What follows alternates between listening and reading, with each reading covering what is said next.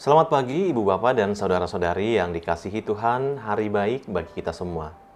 Sebelum kita melaksanakan segala aktivitas kita dan segala kesibukan kita, marilah kita terlebih dahulu mendengar firman Tuhan dalam Renungan Harian HKBP Resort Sutoyo, Senin 14 November 2022. Marilah kita berdoa. Damai sejahtera Allah yang melampaui segala akal dan pikiran, itulah yang menyertai hati Bapak, Ibu, dan saudara-saudari sekalian. Di dalam Kristus Yesus Tuhan kita. Amin. Firman Tuhan bagi kita hari ini diambil dari kitab 2 Timotius pasal 2, ayatnya yang ke-13. Demikianlah sabda Allah. Jika kita tidak setia, Dia tetap setia, karena Dia tidak dapat menyangkal dirinya. Dalam bahasa Batak dikatakan demikian. So haposan pehita, tongdo haposan anggo ibana. Aidang tarsuada hosa dirina. Ibu Bapak yang dikasihi Tuhan Yesus Kristus, berbicara tentang kesetiaan Allah adalah ibarat ketika kita berada dalam satu rumah yang atapnya bocor. Lalu air menetes ke kepala kita. Kira-kira siapa yang akan pindah? Kitakah atau rumah itu? Tentu yang pasti yang pindah adalah ataupun yang bergeser adalah kita. Karena rumah itu tidak akan mungkin untuk bergeser. Demikianlah Allah, Dia pasti setia dalam hidup kita. Dan Allah kita itu setia untuk menyertai dan takkan pernah meninggalkan kita. Mungkin kita pernah bertanya-tanya, jika kita telah berbuat dosa, mendukakan hati Allah dan tidak setia kepadanya, akankah Allah masih setia menunggu kita untuk kembali kepadanya? Jawabannya adalah Allah pasti akan dengan setia menunggu kita untuk kembali ke jalannya. Sebab kesetiaan Allah bukanlah ditentukan oleh kesetiaan kita. Seperti ada perumpamaan dalam Alkitab tentang anak yang terhilang, namun bapaknya tetap setia menunggu dan berharap bahwa anaknya akan kembali. Dan pada akhirnya, anak itu pun pulang kembali ke rumah bapaknya. Anak itu menggambarkan kita yang sudah percaya, namun tidak setia dengan Allah. Begitulah juga Allah menggambarkan dirinya yang tetap setia terhadap kita. Roma 3 ayat 3-4a. Jadi bagaimana jika di antara mereka ada yang tidak setia? Dapatkah ketidaksetiaan itu membatalkan kesetiaan Allah? Sekali-kali tidak. Tetapi sebaliknya, Allah adalah benar dan semua manusia tidak setia. Jadi kesetiaan Allah itu tidak terbatas dikarenakan kita yang tidak setia, sebab Allah tidak dapat menyangkal dirinya. Sekarang, bagaimana kita supaya memiliki sikap yang setia? Jika kita membaca satu perikop firman Tuhan hari ini, 2 Timotius 2 ayat 1-13, maka kita akan ditunjukkan 3 langkah teladan untuk setia. Yaitu, yang pertama, milikilah teladan seorang prajurit. Ada 3 karakter seorang prajurit, yaitu sabar. Kendati pun keadaannya susah, bahkan ketika menghadapi peperangan, menghadapi resiko terluka atau tewas, prajurit memiliki kesetiaan yang teguh. Yang kedua, atau B, fokus. Seorang prajurit itu akan selalu fokus untuk melaksanakan tujuan atau target operasinya.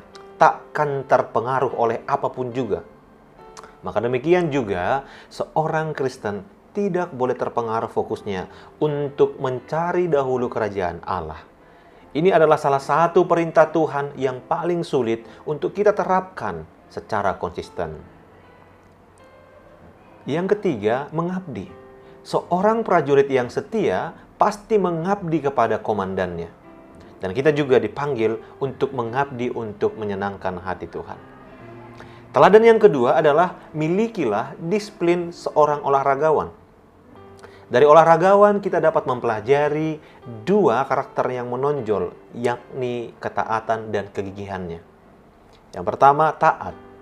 Seorang olahragawan mengerti perlunya mematuhi peraturan jika mereka ingin menjadi pemenang dalam pertandingan.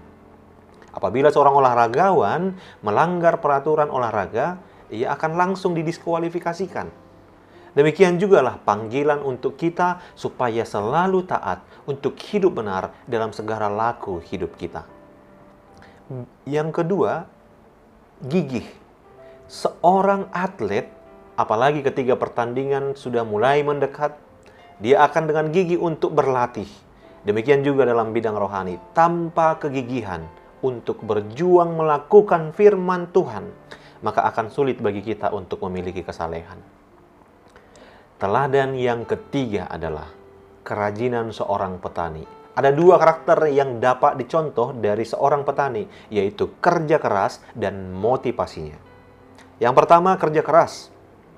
Dibandingkan dengan kehidupan prajurit dan olahragawan, hidup seorang petani tampaknya lebih monoton dan membosankan. Prajurit dan olahragawan disambut dan disanjung orang banyak ketika pulang membawa kemenangan bagi negerinya.